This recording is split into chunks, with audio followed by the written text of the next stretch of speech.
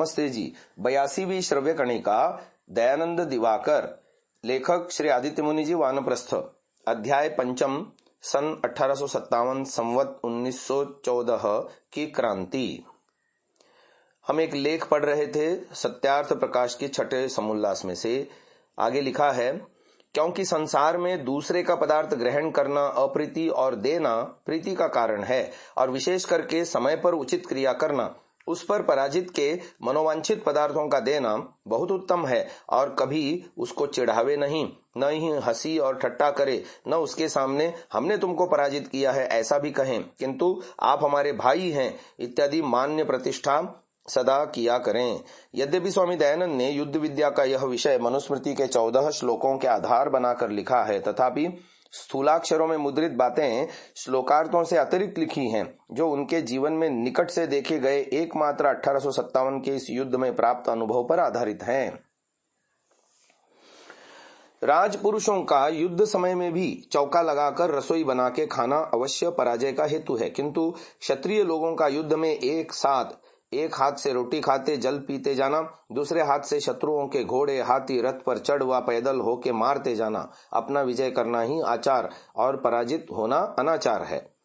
इसी मूर्ता से इन लोगों ने चौका लगाते लगाते, विरोध करते कराते सब स्वातंत्र्य, आनंद, धन, राज्य, विद्या और पुरुषार्थ पर चौका लगाकर हाथ पर हाथ धरे बैठे हैं और इच्छा करते हैं कि कुछ पदार्थ मिले तो पका कर खावें, परंतु वैसा न होने पर जानो सब आर्यावर्त देश भर में चौका लगा के सर्वथा नष्ट कर दिया है। सत्यार्थ प्रकाश दशम समुल्लास। आर्य लोगों को कवायद क्या है यह विदित न था, ऐसा बहुत से अंग्रेजी पढ़े हुए लोग कहते हैं, परंतु यह कहना पागलपन का कारण है। मकर व्यूह, बलाका व्यूह, शूची व्यूह, शूकर व्यूह, शकट व्यूह, चक्र व्यूह आदि कवायद के नाना प्रकार प्राचीन काल में आर्य लोगों को विदित थे, और सैन्य में भी भिन्न भिन्न टोलियों पर दशेश, शतेश, सहस्रेश ऐसे अधिकारी हुआ करते थे, और उस समय उनके हथियार अर्थात शक्ति, असी, शतग्नि, भुषुंडी ये होते थे। अंग्रेज लोगों में अब तक व्यूह कैसे रचना इसका पूर्ण ज्ञान नहीं है। यह उल्लेख भी स्वामी दयानंद द्वारा अंग्रेजी से युद्ध प्रसंग निकट से देखे होने का प्रमाण है, जो 1857 के अतिरिक्त कोई अन्य नहीं हो सकता। यदि थोड़ी सी कवायद करते हैं, उतने से ही वे प्राचीन आर्य लोगों की अपेक्षा कुशल हैं ऐसा तुम्हें प्रतीत होता है। सारांश, निरस्त पादपे देशे एरंडोपि द्रुमायते, यह कहावत सत्य है। पहले समय में जो कोई युद्ध में मरता तो उसके लड़के बालकों को वेतन मिलता था, और युद्ध प्रसंग में जो लूट मिलती तो उसे नियत समय पर व्यवस्था में बांट देते थे। इस विषय में कलकत्ता कथ्य के इस ग्रंथ के पृष्ठ 146 पर वर्णित युद्ध नीतिक कारण द्रष्टव्य हैं। युद्ध प्रसंग में लूट के वितरण की यह व्यवस्था भी इस ग्रंथ के पूर्व पृष्ठ 183 की पाठ टिप्पणी क्रमांक 368 में वर्णित दिल्ली की लूट में हुई अनियमितता की ओर संकेत करती है। सैन्य की योग्य व्यवस्था के संबंध में उस समय बहुतेरे कार्यों की ओर ध्यान दिया करते, और समस्त ऐश्वर्य की मूल कारण सेना है यह जानकर सेना के लोगों को किसी प्रकार की चिंता न होवे, इस विषय में अधिकारी लोग उस समय बहुत दक्ष होते थे। यदि सेना में कोई बीमार पड़ता तो उसकी विशेष चिंता की जाती थी। इन दिनों हमारे राजा लोगों को खुशामदियों की चांडाल चौकड़ी ने घेर रखा है, तो फिर सहज ही राजाओं में सारे दुर्गुण वास करें, इसमें आश्चर्य ही क्या। यह हमारे आर्यावर्त का दुर्दैव है। पुनः प्रवचन, 9वां प्रवचन। अगला शीर्षक है, हमारी विद्याएं नष्ट कर दी गई। देखो, चारों ओर जाति विभाग होकर हम निर्बल हो गए हैं। पहले आर्य लोगों में शतघ्नि अर्थात तोपें भी थी, और भुषुंडी अर्थात बंदूकें भी थीं। यह सब हमारा बल किधर चला गया? आग्नेय अस्त्रादिकों का लोप कैसे हुआ? पूर्व काल में भिन्न भिन्न विद्याएं भारत खंड में वेदों के संबंध में प्रसिद्ध थीं, जैसे विमान विद्या, अस्त्र विद्या आदि। इन विद्याओं के पुस्तक नष्ट हो गए तो वे विद्याएं भी नष्ट हो गईं। मुसलमानों ने लकड़ी को जलाने की जगह पुस्तकों को जलाया। जैनियों ने भी ऐसा ही अनर्थ किया। सन 1857 के साल के लगभग जब दंगा फसाद हुआ, उस समय किसी एक यूरोपियन ने अमृतराव पेशवा के भारी पुस्तकालय को जला दिया। ऐसी लोक में किंवदंती है। इससे कितनी विद्या नष्ट हो गई, इस पर विचार करो। पुनः प्रवचन 5वां। जैनों ने और मुसलमानों ने इस देश को बहुत बिगाड़ा है, सो आज तक बिगड़ता ही चला आता है। आजकल अंग्रेज के राज्य होने से उन जैन और मुसलमान राजाओं के राज्य की अपेक्षा सुख हुआ है, क्योंकि अंग्रेज लोग मत मतांतर की बात में हाथ नहीं डालते और जो पुस्तक अच्छा पाते हैं उसकी भलीभांति रक्षा करते हैं। जिस पुस्तक पर पहले 100 रुपए लगते थे, छापा होने पर वह 5 रुपए में मिलता है। परंतु अंग्रेजों ने भी एक काम अच्छा नहीं किया कि जो चित्रकूट पर्वत पर महाराजा अमृतराव जी के पुस्तकालय को जला दिया।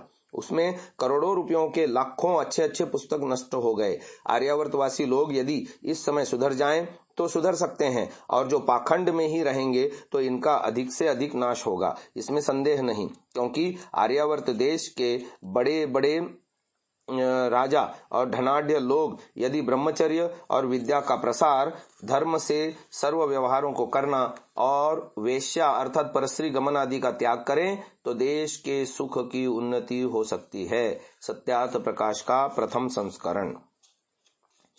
1857 की इस राज्य क्रांति ने स्वामी दयानंद को प्रभावित किया था व नहीं, यह इसी से सिद्ध होता है कि उस समय ऐसे व्यक्ति जिनकी आयु 19 वर्ष या इससे अधिक थी और जो आगे चलकर किसी न किसी क्षेत्र में प्रसिद्धि को प्राप्त हुए, उन सब में अर्थात प्रसन्न कुमार टैगोर 1803 से 68, राधानाथ सिकदार 1813 से 70, सर सैयद अहमद खां 1817 से 98, देवेंद्रनाथ टैगोर 1817 से 1905, पंडित ईश्वरचंद्र विद्यासागर 1820 से 91, प्यारे चरण सरकार 1823 से 75, स्वामी दयानंद सरस्वती 1825 से 83, माइकेल मधुसूदन दत्त 1824 से 73, दादा भाई नौरोजी 1825 से 1917, राजनारायण बोस 1826 से 1900, दीन बंधु मित्र 1829 से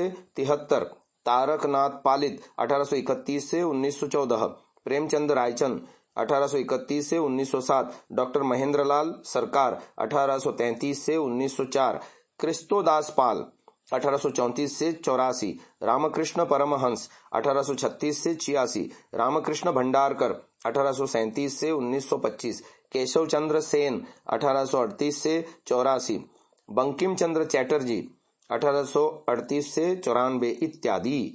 इससे आगे चलकर जो व्यक्ति स्वराज्य का एकमात्र प्रणेता और प्रवक्ता बना वह स्वामी दयानंद ही था और कोई नहीं। ऐसा इसलिए हुआ कि इस गणयुद्ध के स्वामी दयानंद एकमात्र दृष्टा ही नहीं थे, अपितु उसमें उनकी सक्रिय भागीदारी भी थी। उपर्युक्त महापुरुषों में से बंकिम चंद्र चैटर्जी एवं डॉक्टर महेंद्र लाल सरकार के कार्यों में जो स्वदेश भक्ति दिखाई पड़ती है, उसका श्रेय इन्हीं स्वामी दयानंद से 1872 से 73 में कलकत्ता में भेंट को जाता है। आगे प्रकरण आ रहा है देशोन्नति और स्वदेशी प्रेरणा। 11वें समुल्लास में ऋषिवर लिखते हैं, देखो अंग्रेज लोग अपने देश के बने हुए जूते को कार्यालय, ऑफिस और कचहरी में जाने देते हैं, और इसी देशी जूते को नहीं, इतने से ही समझ लो कि अपने देश के बने जूतों का भी कितना मान प्रतिष्ठा करते हैं, उतना भी अन्य देशस्थ मनुष्यों का नहीं करते। देखो कुछ 100 वर्ष से ऊपर इस देश में आए यूरोपियनों को हुए और आज तक वे लोग मोटे कपड़े आदि पहनते हैं जैसा कि स्वदेश में पहनते थे, परंतु उन्होंने अपने देश का चाल चलन नहीं छोड़ा और तुम में से बहुत से लोगों ने उनका अनुकरण कर लिया। इसी से तुम निर्बुद्धि और वे बुद्धिमान ठहरते हैं। अनुकरण का करना किसी बुद्धिमान का काम नहीं, और हमको अति उचित है कि जिस देश के पदार्थों से अपना शरीर बना, अब भी पालन होता है, आगे भी होगा, उसकी उन्नति तन मन धन से सब जने मिलकर प्रीति से करें। सत्यार्थ प्रकाश 11वां समुल्लास। आगे आर्याभिविनय का एक मंत्र दिया है जिसकी चर्चा हम कल करेंगे। एक पाठ टिप्पणी है, स्वामी दयानंद के ग्रंथों आर्याभिविनय, ऋग्वेदादि भाष्य भूमिका, गोकरुणानिधि एवं वेद भाष्य आदि में ऐसे विचार सर्वत्र बिखरे हैं, पड़े हैं। विस्तार शंकावश सबका संकलन कर उन्हें यहाँ प्रस्तुत कर पाना संभव नहीं, परंतु इनकी जानकारी के लिए पाठक स्वर्गीय इंद्र वी उपेंद्र राव की अंग्रेजी पुस्तक Dayananda the great patriot and nation builder जो अप्रकाशित है को कभी पढ़ सकेंगे। आज की इस चर्चा को यहीं विराम देते हैं। ओम।